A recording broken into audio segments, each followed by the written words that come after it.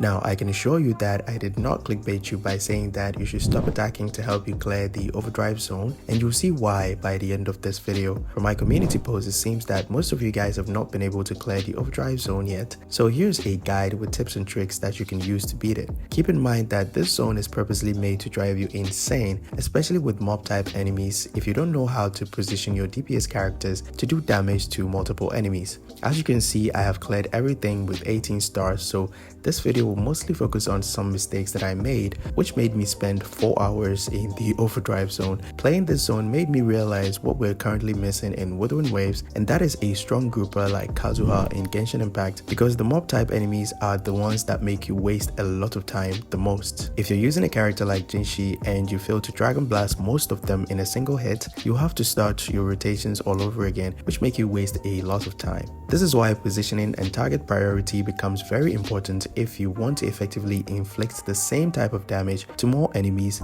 in your DPS character's area of effect. In today's video, we're going to cover enemy patterns, positioning, and rotations for easily accessible teams on some floors of the overdrive zone. If it's your first time here, welcome to the first type of video on my channel that explains how you can effectively clear the Tower of Adversity as quickly as possible. I plan to do more of these in the future, specifically for the hazard zone since it resets every 14 days, so be sure to leave a like and subscribe because it helps me out tremendously. When it comes to order of difficulty, the hazard tower takes the first place as the most difficult, and this is mainly due to the enemy's large HP pool and fallacy of no returns second phase attacks, which takes so long for him to finish, making you waste a lot of time. The next tower that is most difficult is the echoing tower because it's filled with a lot of mob type enemies, so clearing it becomes difficult if you don't have DPS characters that have large crowd control capabilities like Jian or large damage area of effect like Zhangli Yao. But sometimes having these characters can still make you run into trouble if you don't know how to properly position yourself during your rotation. The easiest tower of them all is the Resonant Tower,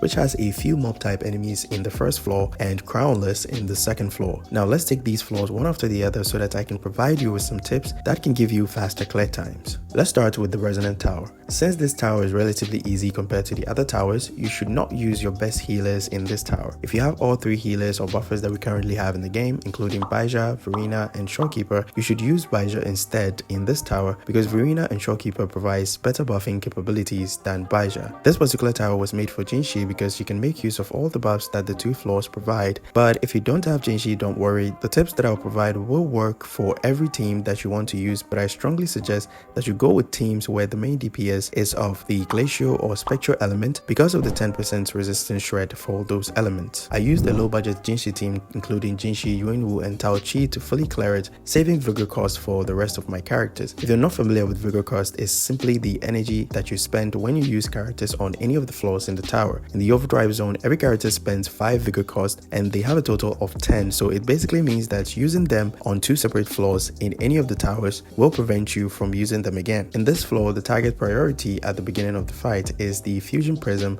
and the Havoc Prism because they will always shoot you from a distance, disrupting your smooth rotations if you focus on the Cyan Feathered Heron or the Violet Feathered Heron. Also keep in mind that a few seconds after the fight begins, they'll join or link up with either one of the Feathered Herons before they start shooting at you. So if you want to have the fastest clear times, always focus on the Havoc and Fusion Prisms. The best part about how they are designed is that as long as you keep the pressure on them at the start of the fight, they cannot link up with either of the Feathered Herons, and if they can't link up with them, they cannot attack you. The prisms can also be easily staggered at the start of your rotations by using abilities that covers a large area of effect like Verena's Liberation or the Bellborn Shield activation. This will make them fall on the ground, preventing them from linking up with the Feathered Herons to attack you. So the best strategy is to get behind them at the start of the fight and lock onto any one of the prisms, and then rotate your team in such a way that the prisms will always take some kind of damage, which will keep them staggered and prevent them from shooting at you. While focusing on the prisms, the feathered herons will always come to you because of their high mobility instead of always chasing them down, so they can easily take damage when they get close to the prisms while unleashing something like a Jinshi Dragon Blast. After defeating the prisms, lock onto the cyan feathered heron because of its low mobility compared to the violet feathered heron. The violet feathered heron will always perform a high-speed thrust attack that covers a lot of distance, which can easily make it get close to the cyan feathered heron that you've locked on, and that will give you the opportunity to damage them both at the same time. For the second floor, I used my Ling Yang team to clear it because of the 10% glacial resistance shred. Crownless is quite easy to beat on this floor because most of his attacks can be parried, so parrying his attacks and completely breaking his vibrational strength is the most efficient way to deal damage quickly and get faster clear times. Also keep in mind that he gets staggered very easily, especially after performing a dodge counter, so as long as you keep up your barrage of attacks after a successful dodge counter, you can keep him in a staggered state for about 5 seconds before you can launch another attack.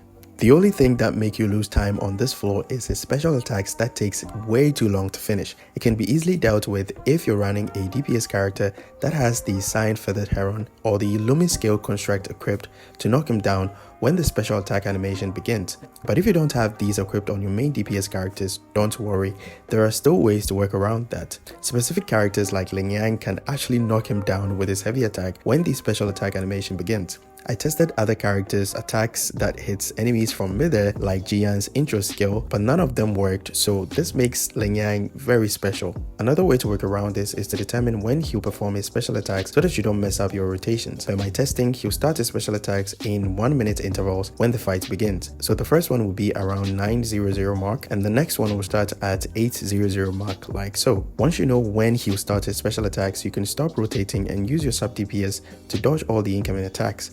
The reason why you should use your sub DPS to dodge the incoming attacks instead is because Rejuvenating Glow has a high buff uptime, so using your sub DPS to dodge and wait for Crownless to come down can easily help you continue the rotation because your sub DPS will have a full concerto energy by then. In my case, I use Ling Yang to dodge all of them instead because it will allow him to get full concerto energy for easy outro skill damage since I was running the Lingering Tune set on him. That's basically how you can finish this fight on time, especially if you don't have sequences on your DPS characters like me.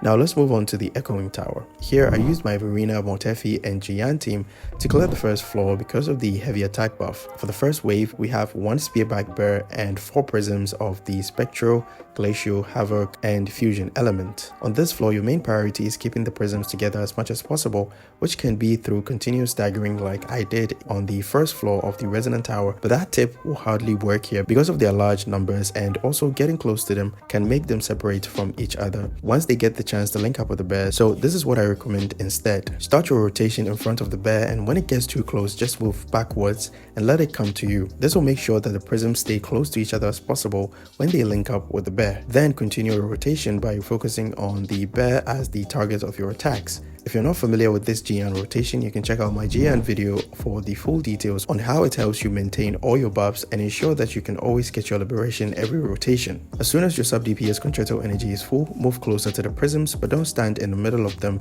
or else they'll move away from each other. Then intro with your sub DPS character to unleash your damage onto them that covers a large area of effect. The way this floor works is that the prisms will always follow the bear when it starts moving at the same pace, so none of them will be separated from each other as long as you don't stand in the middle of where the prisms are located. This is the best method to ensure that you can do damage to all of them at once. The bear will be easy to deal with at that point since it's the only one left for the first wave after beating the prisms. The second wave is made up of 4 small lizards and a big one. The big one has the highest mobility and likes to come close to you to do damage. The small ones, however, like to stay at a distance when you try to approach them, and once they get their preferred distance, they will start spitting fireballs at you. If you want to have the fastest clear time with this wave, you always need to position yourself in a way that all the small lizards will move away from you in the same direction. This means that you shouldn't stand in the middle area where the small lizards are located. Then rotate your team in such a way that they attack the closest small lizards while facing a direction that makes them walk back in the same direction. As soon as your DPS character is ready to do damage, start by clearing the ones in front of you first and then move on to the ones that are not close to you. This ensures that the small lizards stay close to each other as much as possible and the big one will always come to you, so you can deal some damage to it as well when it gets close to the small lizards. You can then start your next rotation where you can extend the damage to the next wave because of the big lizard's low HP. For the third wave, you always have to focus on the cruise wing butterflies because they don't move around a lot and the bear will always come to you instead. Sometimes the butterflies will be up in the air, which makes it difficult to hit them, so using your character's liberation like Mortefi's ultimate can knock them down and then continue a rotation to clear them as fast as possible. For me, the sweet spot was 7 minutes 32 seconds before Inferno Rider appeared, but you can do better if you have some sequences on your characters or if your characters have better stats than mine. Inferno Rider on this floor has a low amount of HP compared to Crownless in the Resonant Tower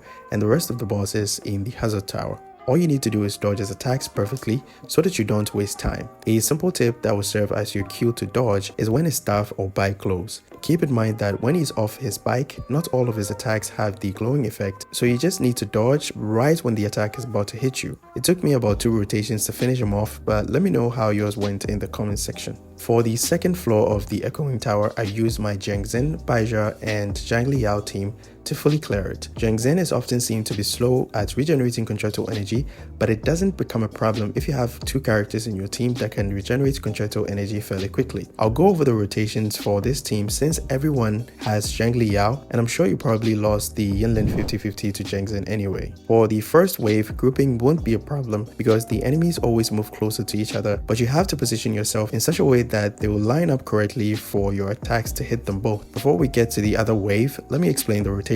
You first need to use Zhengzhen's liberation and her skill. Then swap to Baizha to fill her contractile energy by using her liberation and attack 4 times before you use your skill. Then swap to Zhengzhen and do some basic attacks or start her Zotian progress while you wait for her skill to come off cooldown, and then use her skill to fully fill her contractile energy. Then swap to Zhang Liao, use his echo and skill to gain electro damage bonus from his passive, and then go Unga Bunga on the enemies. When the next wave shows up, swap to Zhengzhen because her intro will help her gain some contractile energy, and then repeat the whole rotation once again. The enemies in the second wave lacks mobility, which is a good thing, so you only need to position yourself in such a way that they will line up perfectly for your attacks to reach all of them. The same strategy applies to the Rock Guardians as well. As long as you stay close to them, they won't use your charge attacks, which can be annoying sometimes because it can make them separate themselves from each other, but because of Zhang Liao's large area of effect, they were fairly easy to deal with. Scar on this floor has a low HP like Inferno Rider on the first floor, so 2 rotations will be enough to beat him and clear it within the 4-minute mark.